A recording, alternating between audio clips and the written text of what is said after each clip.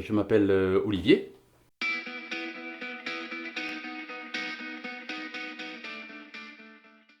Je suis quelqu'un de serein, de calme. Et je pense que je porte bien mon prénom, puisque le prénom Olivier, c'est la paix. Artiste.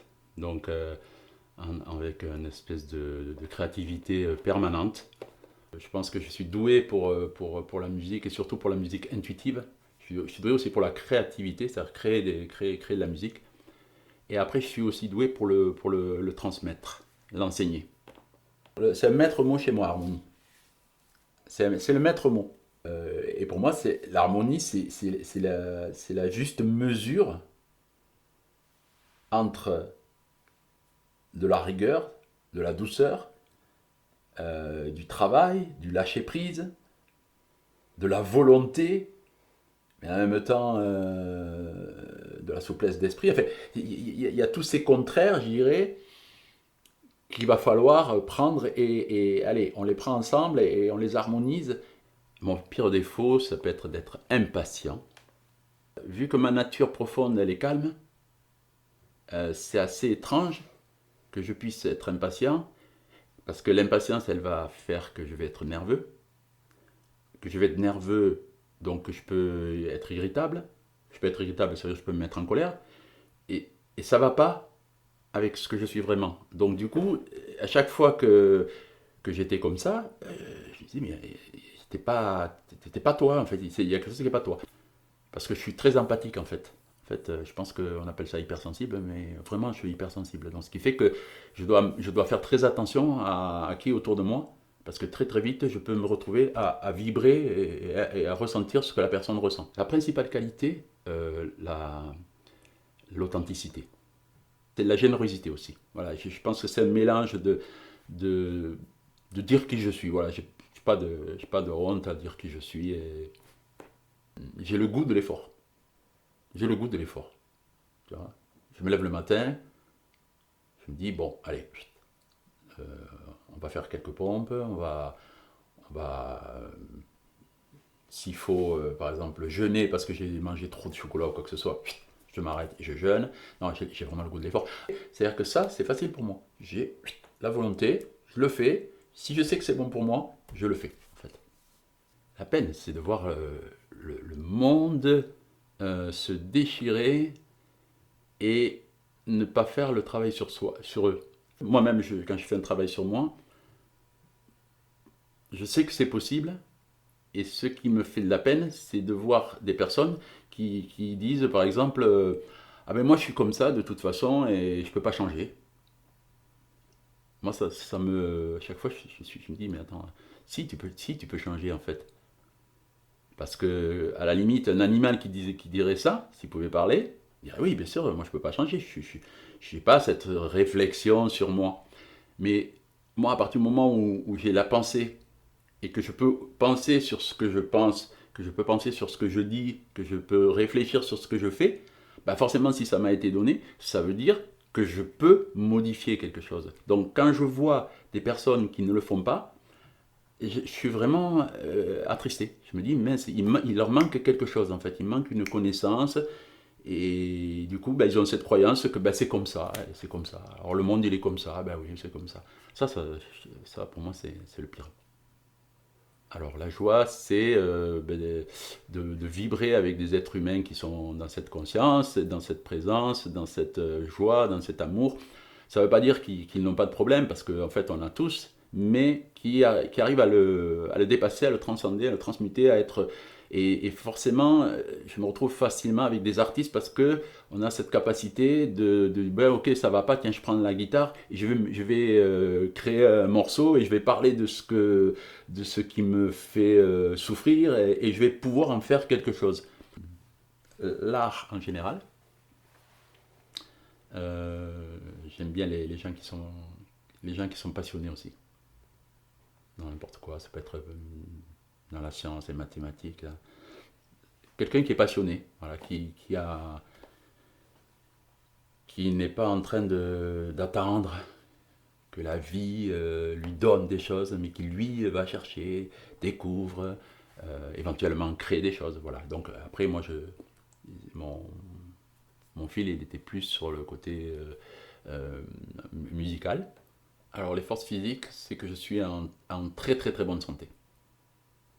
Après, j'ai appris à comment rester en bonne santé avec des méthodes, c'est-à-dire que j'ai fait pas mal de sophrologie, donc je sais me détendre, je sais me calmer, je sais respirer. J'ai une nourriture qui est assez équilibrée. J'ai fumé, donc ça a été le côté un peu négatif, mais que je suis arrivé après à contrebalancer en faisant du sport, en allant courir. Donc après, mentalement, j'analyse beaucoup les choses, c'est-à-dire que je prends un temps énorme à analyser ce qui se passe. Moi, il faut que je sois sûr d'avoir bien compris. Et donc ça me prend le double du temps. Par contre, après, ça va être inscrit dans le marbre. C'est-à-dire une fois que je l'ai compris, c'est à vie. Alors, c'est pour ça aussi que dans la pédagogie de la transmission, je suis... Alors là, c'est pas que je suis patient, là je suis hyper patient. Parce que je me mets à la place des personnes qui apprennent quelque chose. Je pense que j'ai une vraie force à ce niveau-là. Le fait d'observer, de prendre le temps euh, et, de, et, de, et de sentir aussi, de sentir les choses en fait. Je force un peu les portes en fait. Toute ma vie, j'ai osé faire des choses là où on me disait c'est impossible. Euh, Moi, je disais attends, c'est parce que j'ai pas essayé, mais en fait, on n'a pas essayé, donc je vais essayer. Et hop, et ça devenait possible. Alors après, les gens ils me disaient non, mais toi, tu as, de la chance. J'ai dit mais pas du tout. La chance, c'est parce que en fait, ma façon d'agir, ça marche pas à tous les coups, mais va provoquer des phénomènes aussi par résonance chez les autres. Je ne crains pas la réalité, je ne la crains pas. Même si elle peut être violente, même si... Non, je ne la crains pas. Je crains plus ma réaction, moi. Donc du coup, je suis toujours à freiner un peu, tu vois, pour dire, attends, va pas si vite dans ta projection. L'amitié, la, le partage, la sincérité, la bienveillance. Euh, voilà, des choses, la simplicité. L'amour, c'est un peu galvaudé quand on dit l'amour, mais en tout cas, voilà, c'est des synonymes, quoi.